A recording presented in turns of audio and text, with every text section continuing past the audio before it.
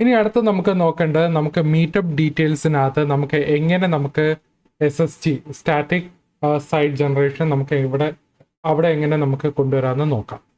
So നമ്മളെ meetup പേജിനകത്ത് നമ്മൾ index.tsx ഫയലിനകത്തോട്ട് പോയി കഴിഞ്ഞാൽ ഞാനിവിടെ ഓൾറെഡി ഇവിടെ കോഡ് എഴുതിയിട്ടുണ്ട്. ഗെറ്റ് സ്റ്റാറ്റിക് പ്രോപ്സ് എന്ന് ഞാൻ ഇവിടെയും കൊണ്ടുവന്നു. ഇത് ആക്ച്വലി ഒരു ഡൈനാമിക് പേജാണ്. ഓക്കെ, സോ നമ്മൾ ഓരോ മീറ്റപ്പ് ലിസ്റ്റിനകത്ത് നമുക്കിങ്ങനെ ഷോ ഡീറ്റെയിൽസ് കാണിക്കും. ആ ഷോ ഡീറ്റെയിൽസ് ക്ലിക്ക് ചെയ്യുമ്പോൾ ഉള്ള പേജാണ് നമുക്ക് ഇവിടെ വരുന്നത്. സോ ഇതൊരു ഡൈനാമിക് പേജാണ്. അപ്പോൾ ഇവിടെയും നമ്മൾ ഗെറ്റ് സ്റ്റാറ്റിക് പ്രോപ്സ് യൂസ് ചെയ്യും. ഓക്കെ, സോ SSG ഞാൻ പറഞ്ഞ പോലെ ക്ലയൻറ്റ് സൈഡ് റെൻഡറിങ്ങോ സെർവർ സൈഡ് റെൻഡറിങ് അല്ല, പകരം അത് പ്രൊഡക്ഷൻ ബിൽഡ് ചെയ്യുമ്പോൾ ഉള്ള പ്രീ റെൻഡറിങ് മെത്തേഡാണ് ഗെറ്റ് സ്റ്റാറ്റിക് പ്രോപ്സ് എന്ന് പറയുന്നത്. അപ്പോൾ ഇതിനകത്ത് ഞാൻ ആക്ച്വലി ഒരു ഡൈനാമിക് വാല്യൂ ഇവിടെ സെറ്റ് ചെയ്യുന്നുണ്ട്. ഇവിടെ ഞാൻ നേരത്തെ ഇവിടെ ഹാർഡ് കോഡ് ഇതാണ് വെച്ചിരിക്കുന്നത്. പക്ഷെ നമ്മൾ പ്രോപ്സ് വഴി നമ്മൾ ഡേറ്റ എടുത്ത് ഇവിടെ ബൈൻഡ് ചെയ്ത് വെക്കും. അപ്പോൾ അതിന് നമുക്ക് ഇവിടെ ഒരു API കോളിന് നമുക്ക് ഒരു ഡേറ്റ കിട്ടും. ആ ഡേറ്റ നമ്മൾ എന്ത് ചെയ്യും, നമ്മൾ ഇതിനെ പിടിച്ചിവിടെ വെച്ച് സെറ്റ് ചെയ്യും. ഇവിടെ റിട്ടേൺ ചെയ്യുന്നത് ഒരു പ്രോപ്സ് ആയിരിക്കും. പ്രോപ്സിനകത്ത് ഒരു ഒബ്ജക്റ്റ്, അതിനകത്ത് മീറ്റപ്സ് എന്ന് പറഞ്ഞൊരു ഒബ്ജക്റ്റ് ആയിരിക്കും. മീറ്റപ്സിൽ വരുന്നത് ഒരു ഒബ്ജക്റ്റ്, അതിനകത്ത് നമുക്ക് ID, ഇമേജ്, ടൈറ്റിൽ, അഡ്രസ്സ് വരും. ഈ ID എന്ന് പറയുന്നത് നമുക്ക് മീറ്റപ്പ് ID എന്ന് പറയുന്നത് അതെങ്ങനെ കിട്ടുമെന്ന് പറഞ്ഞാൽ നമ്മളിവിടെ കോണ്ടെക്സ്റ്റ് യൂസ് ചെയ്യും. നമ്മൾ നേരത്തെ ഈ ഗെറ്റ് സെർവർ സൈഡ് പ്രോപ്സിനകത്ത് കോണ്ടെക്സ്റ്റ് യൂസ് ചെയ്തില്ല, അതേ സെയിം സിസ്റ്റം നമുക്ക് ഗെറ്റ് സ്റ്റാറ്റിക് പ്രോപ്സിലും യൂസ് ചെയ്യാൻ പറ്റും. അപ്പോൾ ഈ കോണ്ടെക്സ്റ്റ് വെച്ചിട്ട് നമുക്ക് അതിനകത്തുള്ള പാരാമീറ്റേഴ്സിനകത്ത് നമുക്ക് മീറ്റപ്പ് എന്ന് പറയുന്നത് ID നമുക്ക് കിട്ടും. ഓക്കെ, ആക്ച്വലി നമുക്ക് മീറ്റപ്പ് ID ആണ് കിട്ടേണ്ടത്. ഈ ID എങ്ങനെ കിട്ടുമെന്ന് പറഞ്ഞാൽ നമ്മുടെ ഇവിടുത്തെ ഫോൾഡർ നെയിം കണ്ടോ, മീറ്റപ്പ് എന്ന് പറഞ്ഞാണ് ഫോൾഡർ നെയിം. സ്ക്വയർ ബ്രാക്കറ്റിനകത്ത് മീറ്റപ്പ് എന്ന് പറഞ്ഞാണ് ഇരിക്കുന്നത്. ആ സെയിം നെയിം തന്നെ നമ്മൾ ഇവിടെയും കൊടുക്കണം. അപ്പോൾ ഇവിടെ നമുക്ക് മീറ്റപ്പ് ID കിട്ടും.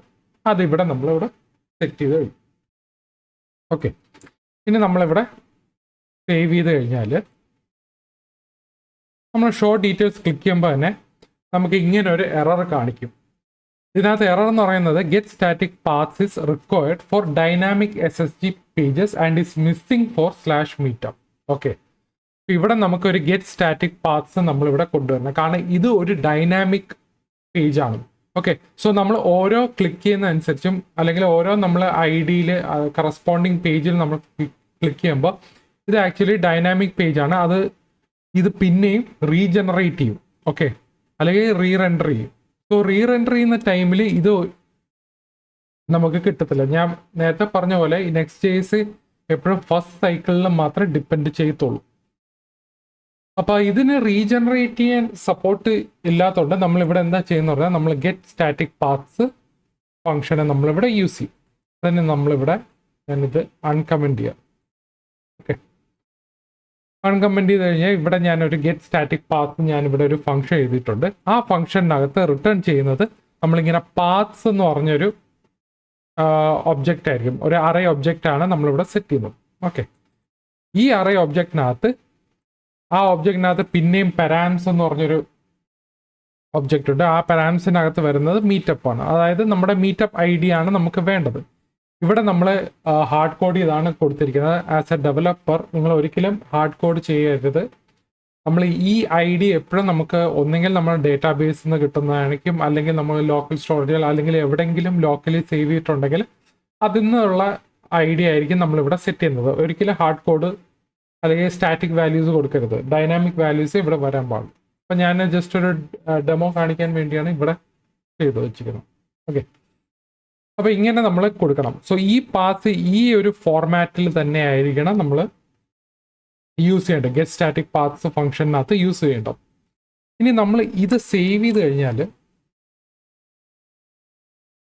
നമുക്ക് മറ്റേൻ്റെ എറർ പോയി. അതായത് ഗെറ്റ് സ്റ്റാറ്റിക് പാത്സ് കൊടുക്കാത്തതിൻ്റെ ഒരു എറർ കാണിച്ചായിരുന്നല്ലോ, ആ എറർ പോയി. പകരം നമുക്കിപ്പോൾ വന്നിരിക്കുന്നത് ഒരു പുതിയൊരു എററാണ്. അതായത് the fall back key must be return from get static path. Okay, അപ്പോൾ ഇവിടെ നമ്മൾ ഈ ഒരു ഒബ്ജക്റ്റിൽ പാത്സ്